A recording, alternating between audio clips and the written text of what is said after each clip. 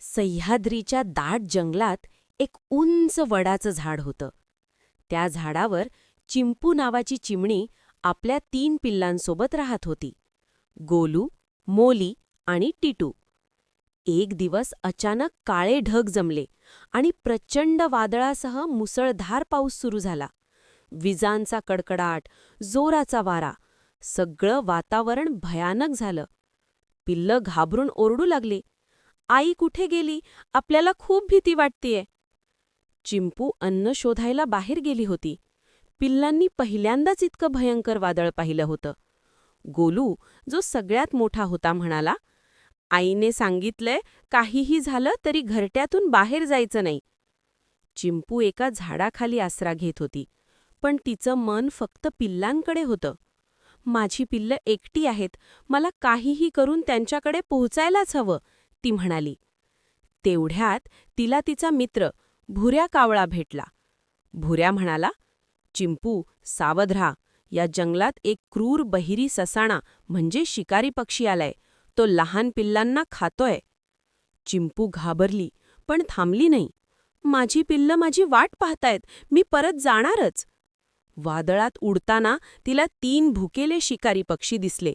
"अरे वा, आज तर छान जेवण मिळणार," ते म्हणाले.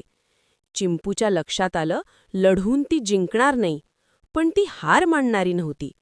ती शांतपणे म्हणाली, "मला खाण्याचा विचार करू नका. मी आधीच एका दुसऱ्या शिकाऱ्याची शिकार आहे." "काय? कोण?" ते चिडून विचारतात. चिंपू म्हणाली, "या जंगलाचा खरा राजा, तो बहिरी ससाणा. तो कुणालाही जिवंत सोडत नाही. मला त्याच्याकडे घेऊन चला, जर हिंमत असेल तर." ती त्यांना सरळ ससाण्याच्या भागात घेऊन गेली. ससाणा तिला पाहून खुश झाला. "आज माझं नशीब जोरावर आहे." तेवढ्यात मागून आलेले 3 शिकारी ओरडले, "ही आमची शिकार आहे." ससाणा गरजला, "या जंगलात फक्त माझा हक्क आहे." आणि लगेच भयंकर भांडण सुरू झालं. चिंपू त्या गोंधळात तिथून निसटली. ती धावत घरट्याकडे आली, पण पाहते तर काय, घरट्यात पाणी भरलेलं आणि पिल्लं गायब. तिचं हृदय तुटलं. "नाही, माझी पिल्लं." तेवढ्यात भुऱ्या कावळा आला. "घाबरू नकोस, मी त्यांना वाचवलं आहे. ते माझ्या घरट्यात सुरक्षित आहेत." चिंपू ताबडतोब तिथे गेली.